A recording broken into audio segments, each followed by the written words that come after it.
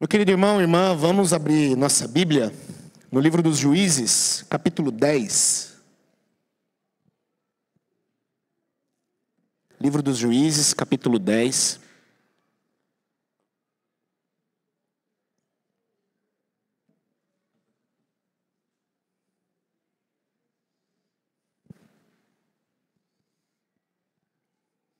Hoje o nosso texto, ele é bem curtinho, ele vai do verso 1 ao 5. Texto que fala sobre dois juízes, Tola e Jair. A palavra de Deus diz assim, peço que você acompanhe a leitura aí na sua Bíblia nesse momento. Depois de Abimeleque, Tola, filho de Puá, filho de Dodô, homem de Issacar, se levantou para livrar Israel.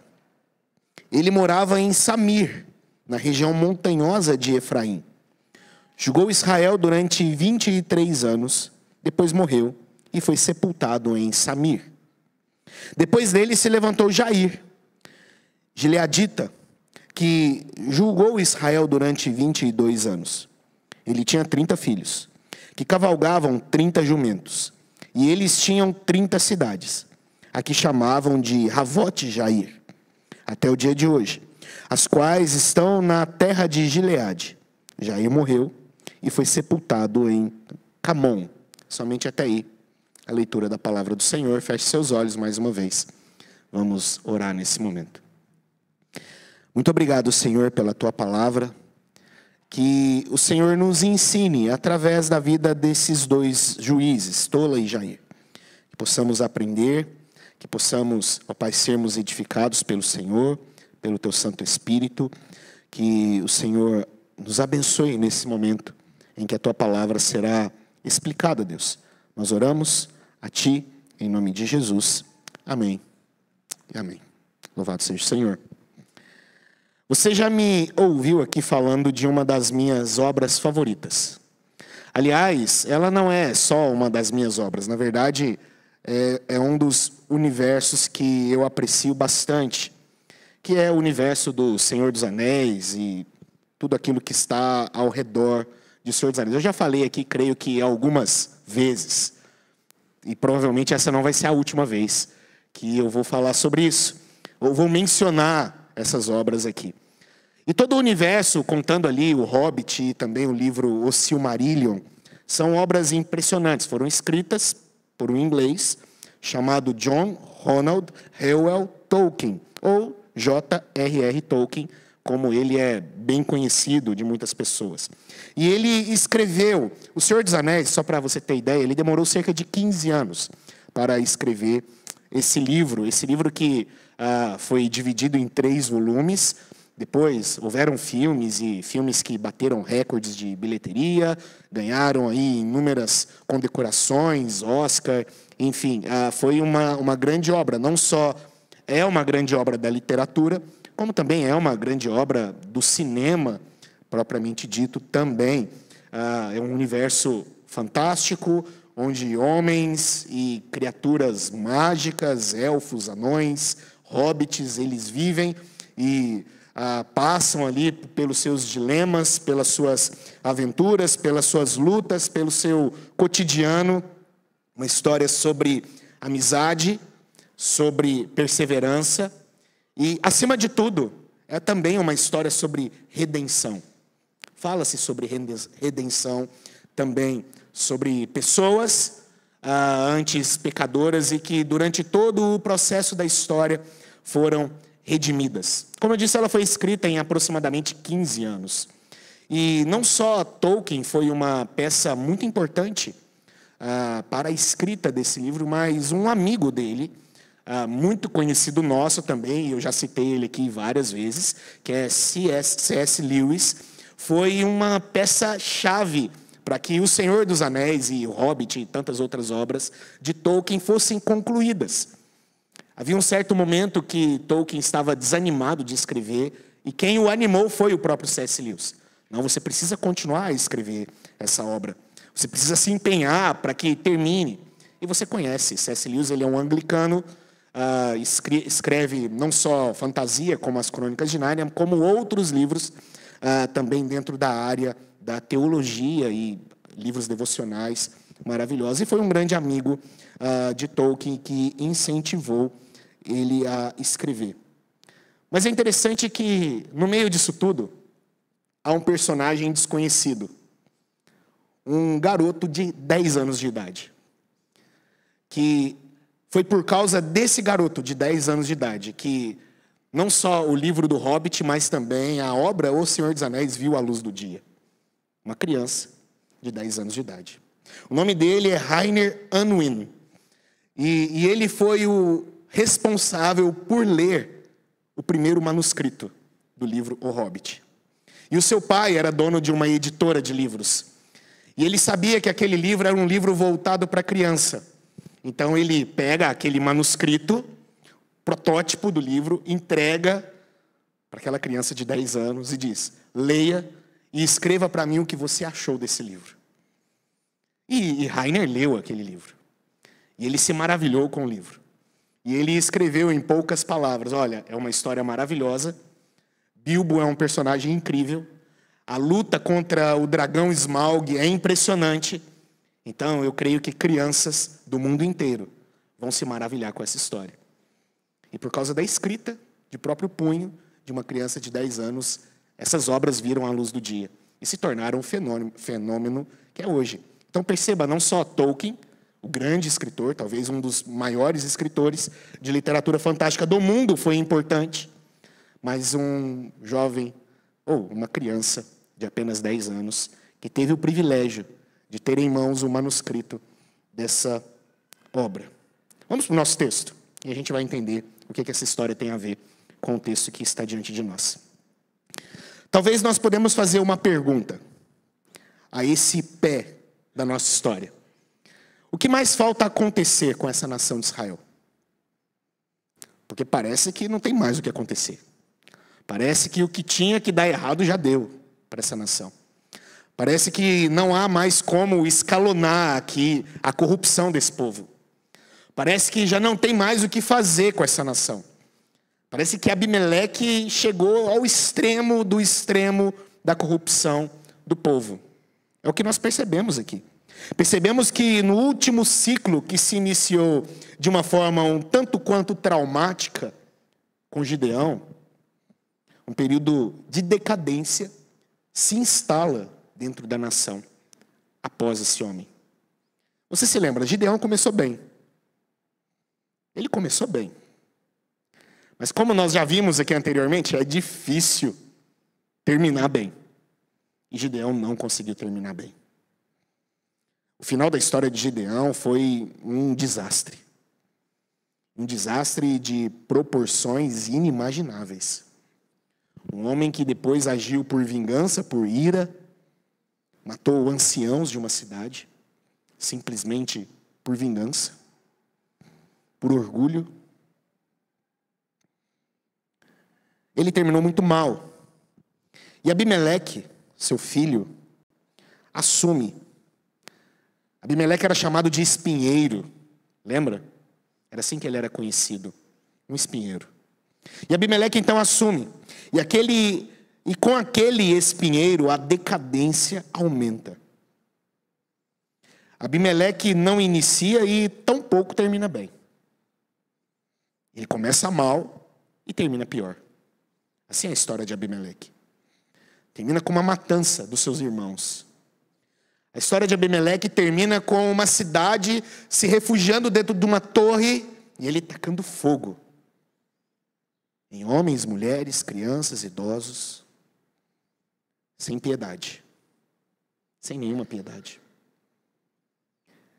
E o fim, a gente sabe, uma pedra de moinho é lançada na cabeça daquele homem. Mas ainda assim, Abimeleque foi um instrumento do Senhor. Deus usou aquele homem mau para livrar o povo dele dos homens maus de Siquém.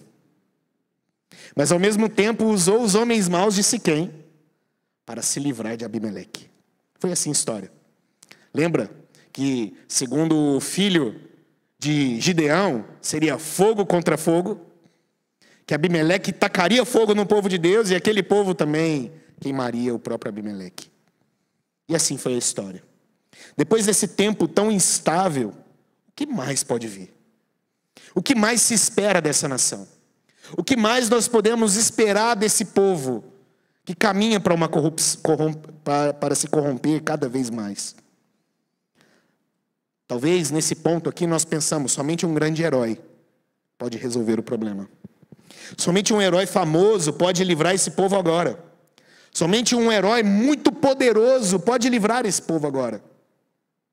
Quem sabe uma nova Débora se levanta com sabedoria. Ou quem sabe um novo Baraque se levanta agora com força e coragem. Ou quem sabe um Otiniel ou um Eude ou um Gideão no início de carreira. Cara bom, audacioso.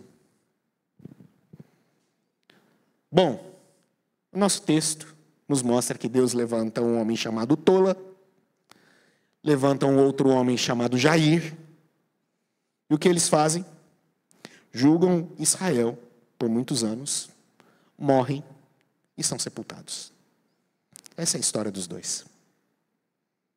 Eu duvido que Tola e Jair estejam na sua lista de personagens bíblicos favoritos. Duvido. Talvez você nem se lembrava deles. Talvez é a primeira vez que você escuta o nome dos dois. Pode ser.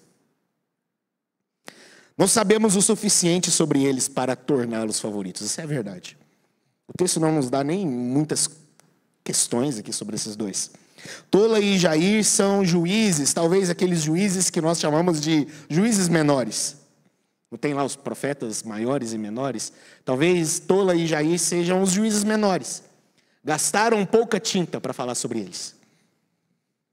Não tiveram muito tempo. Talvez não haviam feito, só coloca o nome, a data, quem é o pai, quanto tempo foi e pronto. O fato é que parece que não havia tanta importância, mas Deus os usou. Apesar de não vermos algo grandioso na história deles, Deus os usou. Deus os usou, provavelmente sem nada impressionante, sem nada espetacular. Depois de um período traumático, vieram 23 anos com Tola, 22 anos com Jair, sem muita coisa acontecendo. Talvez era o período em que a nação estava em estado de manutenção. Quem sabe?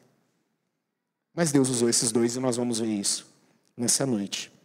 E a primeira coisa que nós vamos ver esse texto dividido em dois momentos, do verso 1 a 2 e depois do 3 a 5. E a primeira coisa, o texto nos mostra o Deus do ordinário. É a primeira coisa que a gente percebe aqui. O que nós sabemos sobre Tola? Na verdade, a gente não sabe muita coisa sobre ele. Nós sabemos da sua linhagem. Ele é filho de Puá e é filho de Dodô. Nós sabemos a sua linhagem. Nós sabemos a sua tribo. Ele é da tribo de Issacar. É o que nós percebemos aqui no texto. A sua residência é em Samir. Onde fica Samir? Não sabemos. Não nos é dado aqui referência geográfica nenhuma desse local. Na região, só sabemos que fica na região montanhosa de Efraim. Fica para aqueles lados das montanhas lá. Seu tempo de serviço, o texto diz que ele julgou por 23 anos. É o que diz aqui no verso de número 2. O seu local de morte e sepultamento foi também em Samir. Mas o que há de importante, então, na vida desse homem? Parece que se eu ler um obituário, um jornal, eu tenho mais informação do que o que está escrito aqui sobre ele. O que é importante aqui sobre a vida desse homem? Está no verso 1. Veja o que diz o verso 1. O verso 1 vai nos dizer que a Tola se levantou, depois de Abimeleque, para o quê? Salvar Israel. Um homem que nós não sabemos de muita coisa. mas ele se levanta, ou é levantado por Deus, para através dele, Deus salvar o seu povo. Um homem simples, que não vem de uma grande tribo, que vem de uma cidade desconhecida. Filhos e neto de homens desconhecidos. Não sabemos exatamente como Tola salvaria Israel. Talvez estabelecendo um período de administração estável, talvez uma vitória militar. A gente não sabe o que acontece, o texto não nos dá detalhes. Mas a sua obra salvadora, seja qual for, veio depois que Abimeleque, depois que o destruidor de Israel fez o pior que podia. Depois do caos que ele causa, depois da infame traição contra a família de Gideão. Depois disso, o Senhor levanta Tola para uma missão de salvação. Depois daquele caos, surge um homem desconhecido, com o intuito de salvar aquele povo. O tempo difícil e traumático, de violência, de morte, de lágrimas, de luto, passa. Passou. E assim é a vida, não é verdade? Eventos traumáticos acontecem. Um rei queima o seu próprio povo em uma torre. É morto por uma pedra de moinho, mas a vida segue. Tola se levanta para salvar o povo. E o seguir é também Deus conduzindo o seu povo. E queridos, há algo típico do Senhor que é narrado nesse texto. E que nos ensinado aqui nesse texto. É algo típico de Deus. Ele não permite que a destruição continue para sempre. Deus não permite. Ele não permite que o seu povo seja pisoteado ad infinitum, eternamente. Deus não permite. Mas é dessa maneira. Depois do vale da sombra, Ele vem ungir nossas cabeças com óleo. Depois da tristeza e do lamento, Ele concede alegria e contentamento. É assim que o Senhor age. O Senhor é o Deus gracioso que nunca permite que Abimeleque seja a última palavra para o seu povo. Ele levanta alguém para salvar. Ele levanta até mesmo um desconhecido para cuidar. E isso acontece no ordinário, quando a casa está sendo colocada em ordem. Quando o descanso vem. Tola foi esse homem usado por Deus. Não sabemos nada dele, não sabemos se ele é destro ou canhoto, a gente não sabe. Não sabemos dos seus pecados, como sabemos dos pecados de Gideão.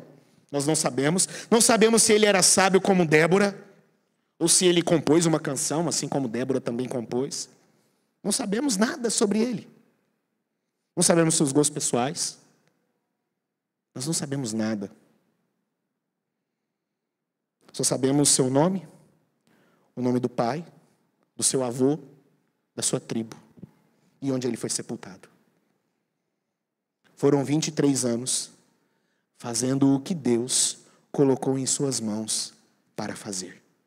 E ele morreu e foi sepultado na sua terra. Essa foi a vida de Tola. Um homem que nós não conhecemos, mas levantado por Deus para salvar o seu povo.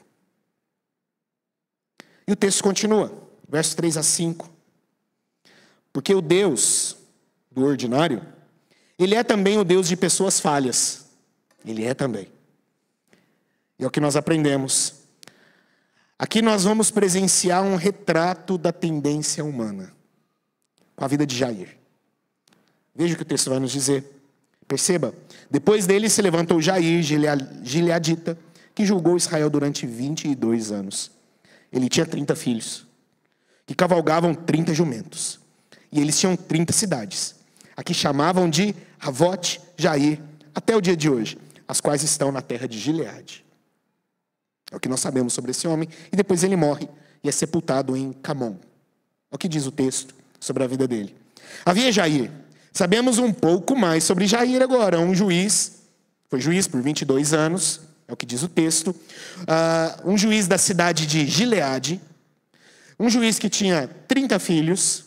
Esses filhos tinham 30 jumentos e conduziam 30 cidades. É o que diz o texto. Sabemos um pouco mais sobre ele. O cenário é Gileade. Gileade fica a leste do Jordão, alguns quilômetros ali do mar da Galileia.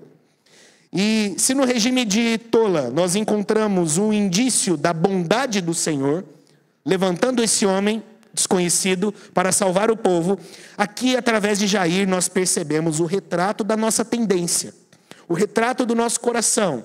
Como o nosso coração funciona, o meu e o seu. Perceba, nós não sabemos sobre a ascendência dele, como nós sabemos de Tola. Quem foi o pai, quem foi o vô. A gente não sabe sobre Jair. Nós sabemos sobre a descendência de Jair. 30 filhos. 30 filhos. A fertilidade sempre é vista como bênção no meio do povo de Israel. Sempre foi vista. É o que nós percebemos, né? Nos Salmos, em outros textos, as mulheres sempre ansiando por ter filhos, por dar descendência, para dar descendência aos seus maridos. Então, a fertilidade, ela sempre foi vista como bênção no meio do povo de Israel. Mas assim como foi no caso de Gideão, em que a fertilidade daquele homem não foi vista como boa coisa, não foi, no caso de Gideão não, com seus 70 filhos, me parece que a coisa está acontecendo da mesma forma com Jair. Veja alguns detalhes interessantes. Esses 30 filhos, o texto vai dizer que cavalgavam jumentas. O que é comum aqui. Não são animais raros, principalmente se tratando de regiões montanhosas. Era melhor você andar em um jumento do que em cavalos, em regiões de muitas montanhas. Mas perceba, esses seus filhos tinham sobre o seu comando 30 cidades. E aquela região das 30 cidades se chamava Havot Jair. O que quer dizer Havot Jair? Terras de Jair, ou cidades de Jair. Percebeu? Não parece que a semente de Gideão, de que através dos seus 70 filhos iria comandar tudo sozinho, está plantada também no coração desse homem? 30 filhos, deu uma cidade para cada um deles. Quem sabe já para tentar evitar briga entre os filhos. Obviamente, Jair foi um homem usado por Deus. Mas fica claro, que no seu coração havia um projeto de poder pessoal. Fica claro. Ele distribui tudo de forma estratégica para os seus filhos. 22 anos se passaram. Ele morreu em Camon. É o que nós percebemos. Talvez você esteja pensando, xoxa essa história, né? Meio sem graça. Não tem guerra, não tem uma reviravolta, não tem um inimigo feroz partindo contra eles, não tem tochas, não tem lã secando e ficando molhada, não tem trombetas. Sim, de fato a história não tem nada disso. Não tem nada disso. Mas há algo importante aqui, que é Deus conduzindo o povo mesmo em um período ordinário e mesmo em meio a pessoas falhas. É o que nós percebemos aqui nesse texto. Não tem nada de espetacular, mas essa história reflete a sua vida. Reflete a minha vida. Reflete a vivência da igreja. Pois somos um povo desafiado a perceber o agir de Deus, mesmo em nossos dias mais monótonos. Eu sou desafiado. Você é desafiado a perceber Deus agindo mesmo nesses dias. Mesmo a despeito das minhas falhas, das suas falhas. Nós somos desafiados a ver o agir de Deus. Existe Tolkien, existe C.S. Lewis, escritores com muita habilidade, porém há também uma criança chamada Rainer, que leu o manuscrito e o livro foi publicado por causa dele. Esse texto ele traz lições importantes. E eu gostaria de trazer essas lições aos nossos corações e espero que elas sejam consolação de Deus para as nossas vidas, para o nosso coração essa noite. A primeira delas, o texto ele nos ensina que é importante seguir em frente. É a primeira coisa que o texto nos ensina. E como nós percebemos aqui, Israel passou por eventos traumáticos, por momentos muito difíceis, momentos desesperadores, mas a vida segue. A vida segue. A vida continua. Passamos também, eu e você, queridos, por eventos que partem o nosso coração, que despedaçam a nossa alma. Nós, eu e você, estamos sujeitos a momentos assim, a momentos de desespero. Nós estamos sujeitos ao luto, nós estamos sujeitos a enfrentar desastres. Nós estamos vendo aqui no nosso estado, pessoas, irmãos nossos, sofrendo por causa de ventos e chuvas. Nós percebemos na Nigéria, irmãos nossos, vendo suas famílias sendo mortas por causa de Cristo. Passamos por momentos traumáticos. Passamos por momentos que o nosso coração se parte. Enfrentamos momentos de sermos governados por reis maus, assim como Abimeleque, que parece estar querendo simplesmente queimar o próprio povo. Nós somos despedaçados. O luto bate à nossa porta. O sofrimento bate à nossa porta. O choro bate à nossa porta o tempo inteiro. Mas ainda assim, mesmo juntando os cacos, nós precisamos continuar. A vida segue. A vida continua. Precisamos seguir em frente, mesmo juntando os cacos que ficam. É difícil continuar, eu sei disso. É muito difícil. É muito difícil seguir em frente, mas é o chamado de Deus para mim e para você hoje. Isaías 26, verso 3, nos diz: Tu, Senhor, conservarás em perfeita paz aquele cujo propósito é firme, porque ele confia em Ti. É confiando que o Senhor nos sustenta. É confiando que o Senhor nos segura. Nós seguimos. Nós continuamos. Entenda, Deus nunca permitiu e não permitirá que o seu povo seja eternamente pisoteado, querido. Ele não permite. No mundo nós temos aflições? Sim, temos. Mas o mundo foi vencido. Há período de paz. Há período de refrigério, de descanso. Mesmo que seja monótono. Mas há esses momentos. Ele é o Deus que traz contentamento após a tristeza. É o Deus que traz alegria com o amanhecer do novo dia. Não é isso que o salmista diz? Que o choro dura uma noite, mas a alegria vem pela manhã. Siga em frente. Continue firme. Eu sei que é difícil, mas nós somos sustentados pelo Senhor. Nós somos amparados pelo nosso Deus. Deus está conduzindo a nossa história, mesmo nesses momentos. Houveram momentos em que a igreja foi pisoteada, mas a igreja continua. Talvez chegará o nosso dia de sermos pisoteados, mas a igreja continua. A igreja deve permanecer e seguir em frente. É a primeira coisa que o texto nos ensina. Precisamos continuar. Precisamos seguir. A segunda coisa que o texto nos diz e que nos ensina é: perceba a beleza dos dias comuns. Veja que há beleza nesses dias. Veja que há coisas maravilhosas nesses dias. Veja também a beleza das pessoas comuns também. É assim que Deus age com o seu povo. Perceba algo. Geralmente, eu e você, nós associamos o agir de Deus e as pessoas de Deus quando as coisas grandiosas acontecem. Não é assim? Eu estava vendo essa semana um documentário. título desse documentário é A Coroa e o Pacto. Tá até aqui uma imagem dele.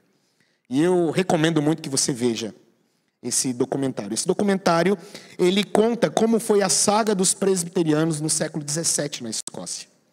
Então, é um documentário que está todo no YouTube, você pode acompanhar, é muito bom.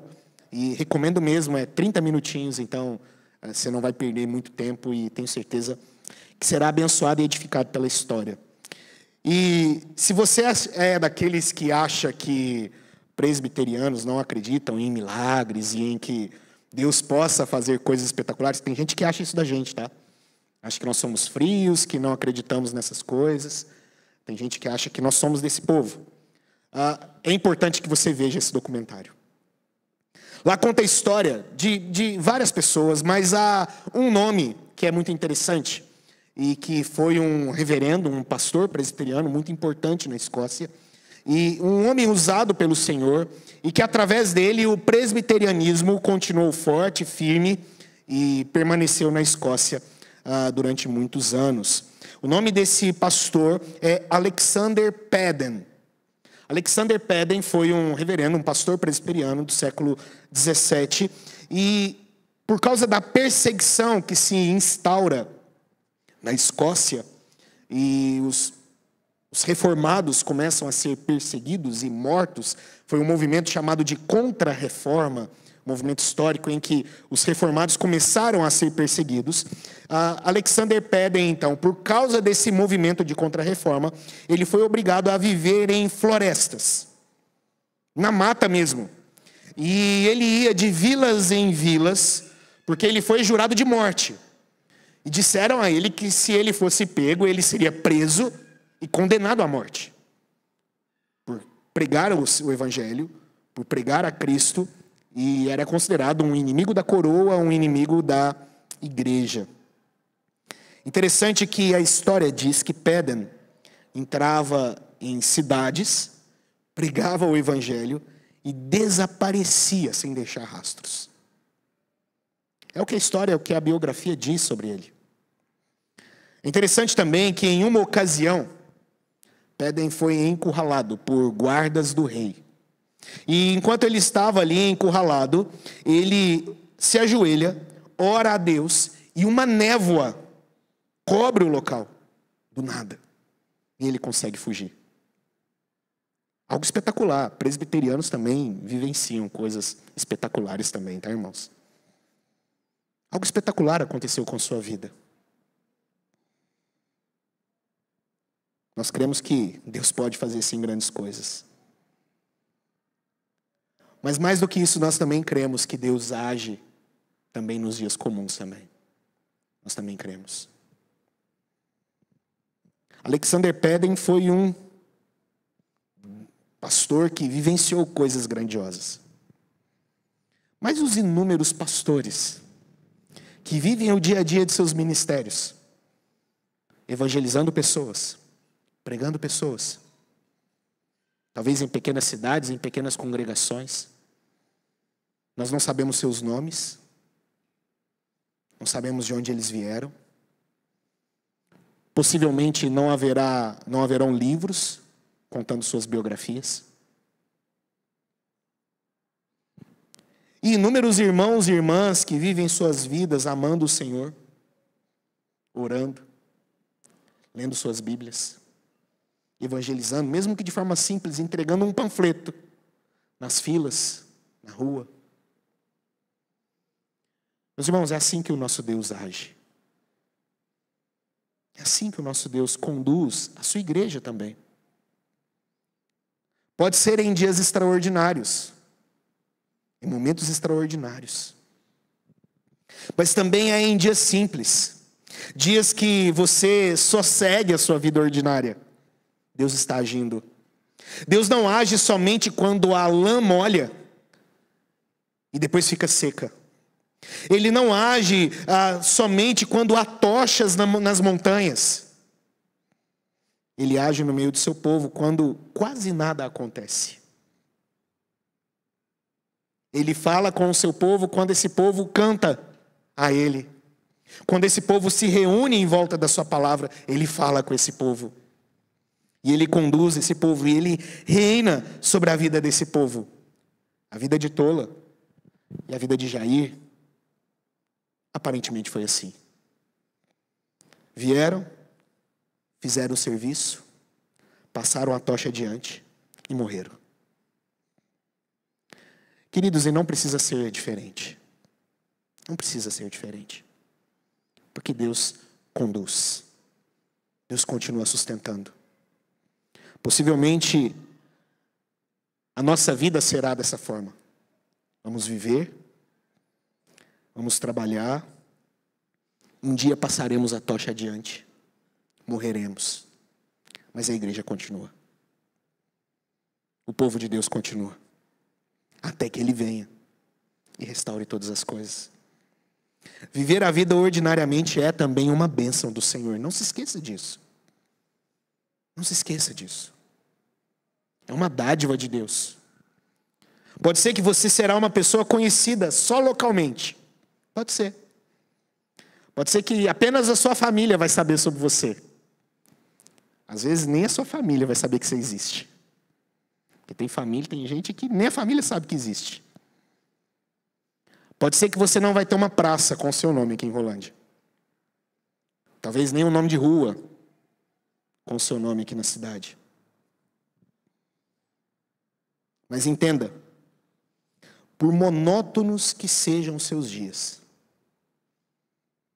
talvez acordar, cuidar da casa, cuidar dos filhos, quem sabe sair para trabalhar e ouvir aquele seu patrão reclamando de algumas coisas.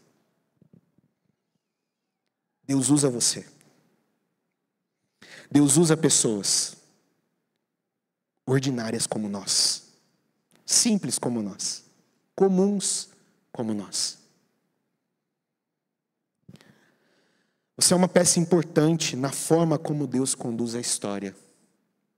Não se esqueça disso. Não se esqueça disso. Mesmo não sendo alguém que todos julgam importantes, o importante é ser um instrumento nas mãos de Deus. Nós lemos aqui a carta de Paulo aos Colossenses na nossa liturgia. Como eu disse, ela menciona um monte de nome de pessoas ordinárias. Paulo escreveu. Mas há inúmeros irmãos ali, que talvez você também não se lembrava deles. E foram mencionados ali. Existem pessoas importantes na história da igreja. Pedro, Tiago, Paulo, Tito, Timóteo, João. Nomes importantes. Mas há Tíquico. Quem é Tíquico? Está lá, Paulo agradeceu. Tíquico tinha uma responsabilidade muito importante. A responsabilidade de Tíquico era levar a carta de Paulo para os Colossenses até os Colossenses. Tíquico tinha também a incumbência de levar a carta de Filemão a Filemão. E queridos, perceba, por simples que foi o trabalho de Tíquico, nós somos abençoados, porque essas cartas chegaram ao seu destino. E Tíquico foi usado por isso, e para isso. Epáfras foi citado ali. Quem foi Epáfras? Um homem de oração. Paulo diz isso, olha, Epáfras é um homem que se empenha por vocês em oração. Homem de muita oração. E a igreja precisa de pessoas de oração. Ninfa também foi citada lá. Quem foi Ninfa? Uma mulher que recebia a igreja em sua casa. Abria as portas do seu lar para receber a igreja do Senhor.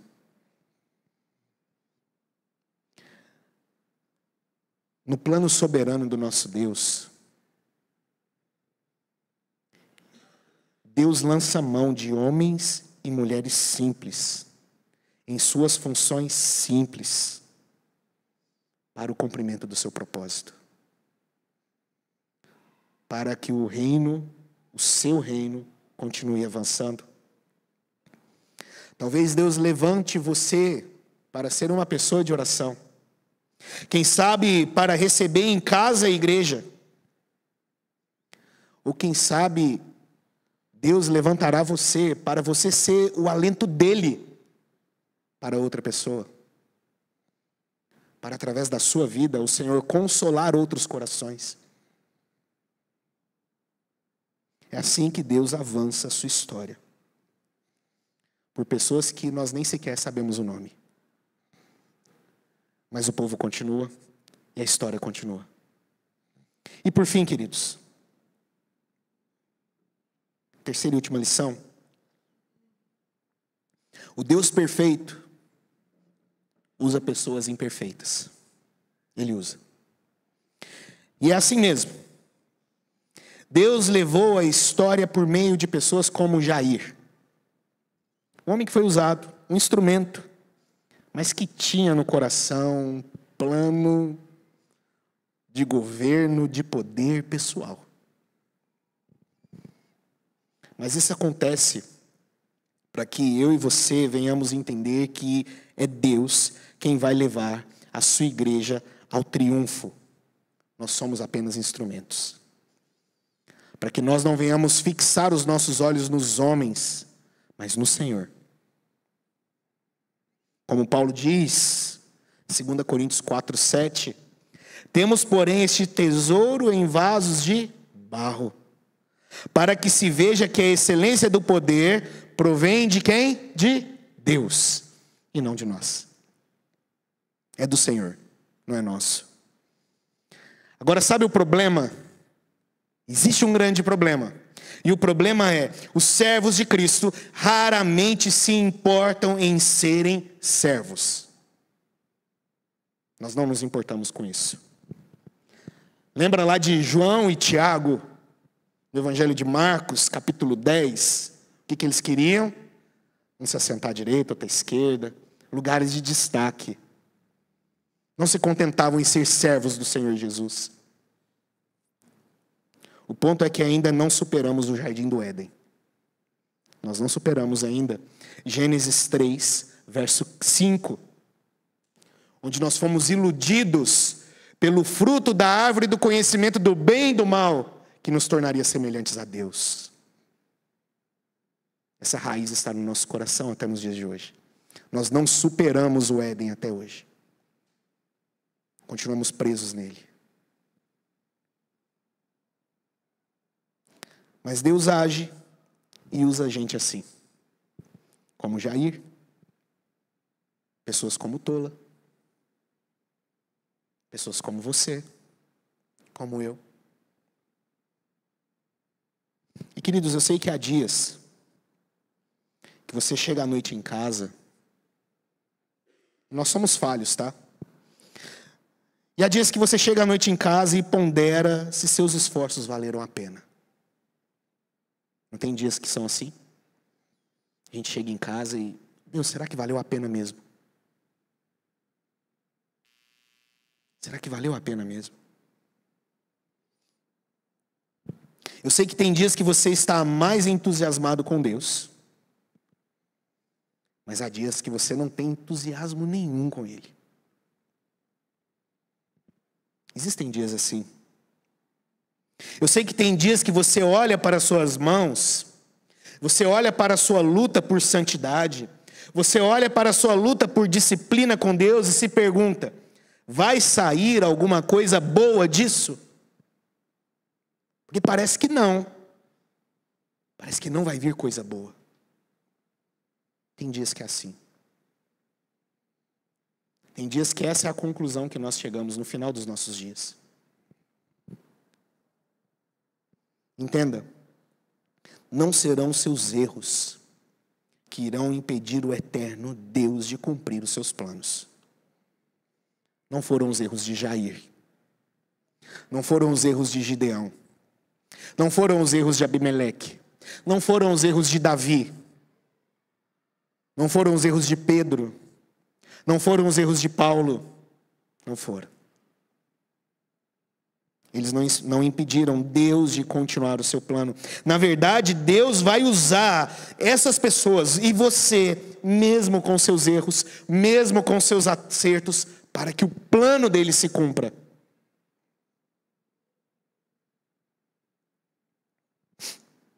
Nós estamos chegando ao final do nosso ano. E aqui eu caminho para o encerramento desse sermão. Estamos encerrando o ano de 2025. Nós estamos passando, sabe, aquele momento de decisão das novas lideranças. Algumas sociedades, eu creio que todas as sociedades já fizeram suas eleições para o ano de 2026. Temos conversado sobre as lideranças ministeriais para 2026. Pode ser que você serviu a Deus esse ano. E agora, novembro, quase dezembro, você olha e você se vê cansado. Talvez você se encontre assim. Você está cansado. E, queridos, eu sei que cansa mesmo. Tem vezes que a gente fica cansado mesmo. Eu sei que talvez você pensa e talvez você tenha planejado, ano que vem, eu não vou fazer nada. Ano que vem eu só quero ir para a igreja no domingo, sentar no banco, ouvir a pregação, cantar com o povo, pegar minhas coisas e ir embora. Vou ficar quietinho. Aliás, ninguém nota mesmo o que eu faço, então não faz diferença. Eu sei que cansa. Eu sei que às vezes o sentimento no nosso coração é esse. De cansaço, inquietos, percebemos as nossas falhas. Paulo certa vez disse que queria mesmo estar diante de Deus na glória. Paulo já estava cansado. Ele diz, olha, morrer para mim é lucro agora, sabe? Melhor do que estar vivo. Quero descansar. Paulo chegou nesse tempo na sua vida. Mas ele diz também que enquanto Deus o quisesse usar, ele estava disposto. Morrer é lucro, mas viver é Cristo. É o que ele dizia. Eu sei que há momentos que cansamos. Eu sei que suas missões familiares cansam. Eu sei que seu trabalho é pesado. Trabalhar para Deus, então, a mensagem do Senhor, o Evangelho, servir a igreja, é pesado. É pesado mesmo. Algo santo, poderoso, e nós, pessoas falhas, imperfeitas, pecadoras. Mas há um descanso prometido para mim e para você, quando o nosso capítulo aqui se encerrar. É um descanso prometido por Deus. Queridos, nós erramos muito. O livro dos Juízes, ele nos mostra que as coisas vão ficando cada vez mais escuras. A nossa vida também parece que cada vez está mais escura.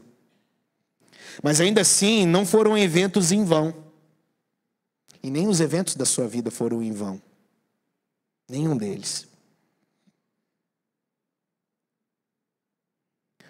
Porque são eventos que demonstram o Deus santo e perfeito, conduzindo tudo para o seu belo propósito. Tudo. Como Paulo diz, 1 Coríntios 15, 58, eu peço que você leia junto comigo. Vamos todos juntos, vamos lá? Está sendo aqui projetado. Portanto, meus amados irmãos, sejam firmes, inabaláveis e sempre abundantes na obra do Senhor, sabendo que no Senhor o trabalho de vocês não é vão. Não é em vão. Somos apenas personagens mesmo. Vivemos, crescemos, amamos, acertamos, falhamos. Chega um dia que nós morreremos. Mas o que Paulo diz é que no Senhor o nosso trabalho não é em vão. O nosso dia a dia, a nossa vida comum, a nossa vida no ordinário, ela não é em vão. É o que Paulo está dizendo aqui. Quando feita no Senhor. A ideia que é de que quem nós somos está escondido em Cristo Jesus. É isso que Paulo está usando aqui. Somos personagens, mas a história é de Cristo. E nele, nenhum trabalho é em vão.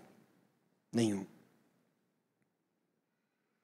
Talvez você já ouviu frases como: você precisa marcar a sua geração. Já ouviu isso? Possivelmente você já foi desafiado dessa forma. Talvez que você é um agente de mudança. Mas o que a gente aprende hoje aqui não é isso. O que nós aprendemos é: o que vier às suas mãos para fazer, faça conforme as suas forças. Pode ser grandioso. Pode ser que a geração seja marcada mesmo. Mas pode ser que ninguém vai lembrar de você no final. Pode ser algo simples. Possa ser chamado para ser uma pessoa de oração. Mas Deus está colocando isso em suas mãos. Deus está colocando isso diante de você. Então faça conforme as suas forças. Você vai acertar. Você vai errar. Mas o autor da vida e o autor da história está conduzindo nos nossos erros e nos nossos acertos. Esse é o dia a dia da igreja, queridos. Isso é a igreja como ela de fato é. É a verdade nua e crua da igreja. E a beleza nisso. Porque essa igreja, composta por pessoas falhas e imperfeitas, tem gente que acha que a igreja é coisa de homem. Não! A igreja tem uma particularidade divina, porque foi o próprio Cristo quem institui essa igreja. E usa essa igreja, mesmo com pessoas falhas. Mesmo com pessoas simples. Mesmo com pessoas que são, talvez, desconhecidas. Pode ser que de nós saia um Alexander Peden. Mas pode ser que de nós saiam Tíquicos, Epáfras, Ninfas e outros que nós nem sabemos o nome. Nós nem sabemos quem são. Mas Deus conduz a igreja por eles. Deus conduz a história por eles. São irmãos desconhecidos que estão do Oiapoque ao Chuí. E a igreja no Brasil avança. A igreja no Brasil continua. Que o Senhor seja o Senhor dessa igreja. Que o Senhor seja o Senhor das nossas vidas e continue nos conduzindo com graça, com amor, com bondade. Esse não é um sermão de culto da virada, mas poderia até ser. Quem sabe já nos preparando para o nosso próximo ano. O que vier à sua mão, queridos, faça conforme suas forças. Independente que seja. Talvez você fique até desgostoso. Eu não queria que fosse dessa forma. Mas faça conforme as suas forças. É a mensagem de Deus para nós essa noite. Que Deus te abençoe em nome de Jesus. Vamos ficar de pé. Vamos orar.